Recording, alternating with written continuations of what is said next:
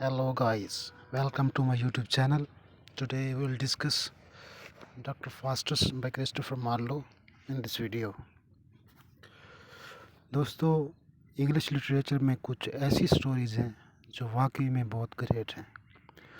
इन्हीं स्टोरीज़ में से आज की इस वीडियो में हम लोग एक बहुत ही कमाल की स्टोरी को डिस्कस करने जा रहे हैं, जो कि है डॉक्टर फास्टस की कहानी, जिसको क्रिस्टोफर मार्लो ने 1592 में लिखा था। क्रिस्टोफर मार्लो एलिजाबेथन एज के बहुत ही famous English play writer, poet और ट्रांसलेटर थे। उन्होंने और भी बहुत सारी फेमस प्लेस लिखे हैं, जिनमें टेम्बरलाइन, द जी ऑफ माल्टा और एडवर्ड द सेकंड बहुत ही फेमस हैं। ये जो कहानी है डॉक्टर फास्टस की, ये कहानी डॉक्टर फास्टस नाम के एक सिंगल पर्सन की कहानी है, जो कि उसके अच्छे और बुरे कामों की कहानी है।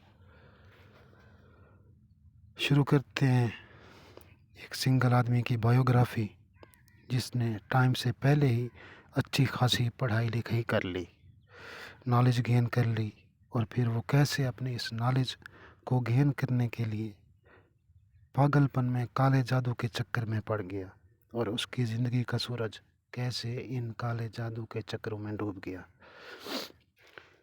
इस कहानी की शुरुआत होती है विटनबर्ग, जर्मनी से।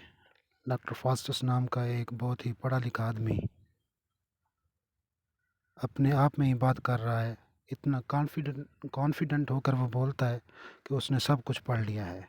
हर एक फील्ड में जितनी भी गहराई तक नॉलेज होती है उसने गेन कर ली, चाहे वो लॉजिक हो, मेडिसिन हो या लॉ हो, सब के बारे में डीप नॉलेज उसने गेन कर ली है। इसके बाद अब वो डिससेटिस्फाइड है, मतलब इतना सब कुछ हासिल करने के बाद भी वो सेटिस्फाइड नहीं है। अब उसने डिसाइड किया है कि वो ब्लैक मैजिक को पढ़ेगा, काले जादू को। और उसको पढ़ने से क्या होगा, नॉलेज तो उसके पास पहले से ही है, डार्क पावर्स भी उसको मिल जाएंगी, जिससे उसको कोई भी नहीं हरा सकेगा।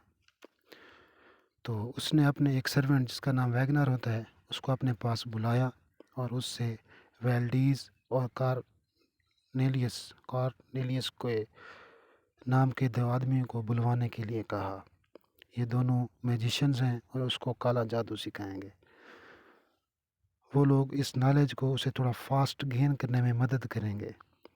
तो वैगनर गया और उनको बुलवाने के लिए, और डॉक्टर फास्टस वेट करने लग गया उन दोनों के आने का।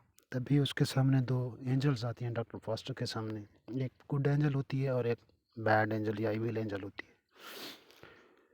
गुड एंजल तो फास्टस से रिक्वेस्ट करती है कि पागलपन मत करो, काले जादू से दूर रहो, इससे तो अच्छा है कि तुम कोई रिलीजियस बुक पढ़ लो। लेकिन बैड एंजल बोलती है कि सही जा रहे हो फास्टस, तुम्हें सब कुछ मिलेगा, नॉलेज तो तुम्हारे पास पहले से ही है, पावर भी तुम्हारे पास आ जाएंगी। इतना बोलते ही दोनों एंजल्स गायब हो जाती हैं, और अब अकेले में डॉक्टर फास्टस अपने आप में बातें करने लगता है कि अगर मैं काला जादू सीख लेता हूँ तो क्या क्या नहीं कर पाऊँगा, जो चाहूँगा वो मुझे मिलेगा। डेविल्स मुझे अपनी स्ट्रेंज फिलॉसफी के बारे में बताएंगे, जो चाहूँगा वैसा करूँगा। जर्मनी के लिए भी मतलब कुछ अच्छा मैं कर सकूँगा। तभी इसके बुलवाए हुए दोनों मैजिशियन आ गए, कॉर्नेलियस और वेल्डिस। उसने उनको वेलकम किया। इन तीनों ने साथ बैठकर खाना खाया, और फिर उन्होंने डॉक्टर फास्टस को पहला अपना मैजिक का जो लेसन था वो सिखाने का काम शुरू किया। जब डॉक्टर फास्टस अंदर ही अंदर मैजिक सीख रहा था, तब जब डॉक्टर फास्टस मैजिक सीख रहा था तो बाहर उसके दो स्कॉलर दोस्त आते हैं। वो उसको जानते हैं कि जब डॉक्टर फास्टस मैजिक सीख रहा होता है तो बाहर उसके दो स्कॉलर दोस्त आते हैं। वो उसको जानते हैं कि डॉक्टर फास्टस को अगर किसी चीज़ का पागलपन चढ़ गया तो उससे करके ही रहता है। तो बाहर फास्टस का जो सर्वेंट वैगनर होता है वो उन दोनों दोस्तों को देखता है और उनसे पूछता है कि क्या चाहिए।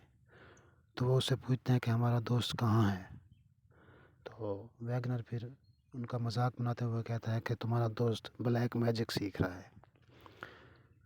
और वैगनर जो है, उसने उन दोनों को अंदर भी नहीं आने दिया और ख़ुद अंदर आ गया। डॉक्टर फास्टर के ये दोनों दोस्त बहुत परेशान हो जाते हैं। उनको बहुत अफसोस होता है कि उनका दोस्त काला जादू सीख रहा है। और इधर डॉक्टर फास्टर आसमान में थंडर स्टॉर्म को देखता है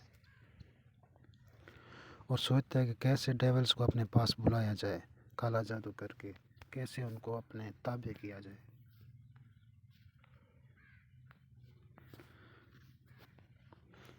इसके लिए वो एक सर्कल बनाता है, कुछ साइंस तैयार करता है। उसके बाद लूसीफर और दूसरे डेविल को समझाने के लिए लैटिन लैंग्वेज में कोई मंत्र वगैरह पढ़ना शुरू कर देता है और बहुत सारे डेविल्स के नाम बुलाने लगता है।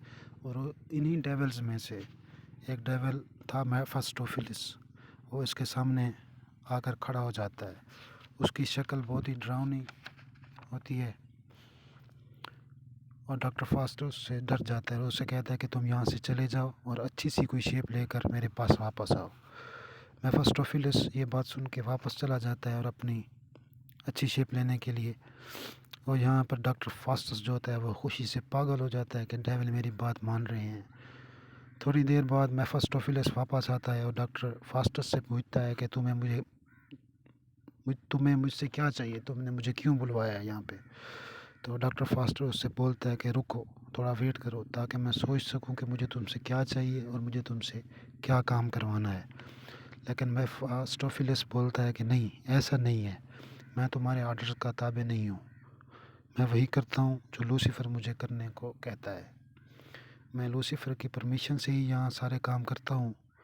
तो फास्टस बोलता है कि अच्छा, जो तुम यहाँ मेरे पास आए हो लूसीफर से परमिशन लेके आए हो। तो वो बोलता है नहीं।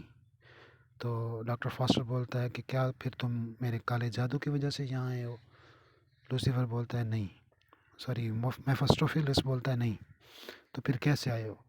तो मेफिस्टोफेलिस बोलता है कि हम लोग कहीं भी जा सकते हैं, जो भी इंसान गॉड को छोड़कर अपनी सोल हमें देना चाहता है तो हम उसकी सोल को ले जाते हैं, इसलिए मैं तुम्हारे पास आया हूँ। तो ये थी आज की हमारी वीडियो। इसका जो नेक्स्ट पार्ट होगा वो अगली वीडियो में हम इसका जो रिमेनिंग पार्ट है वो डिस्कस करेंगे। तब तक के लिए इजाज़त दीजिए।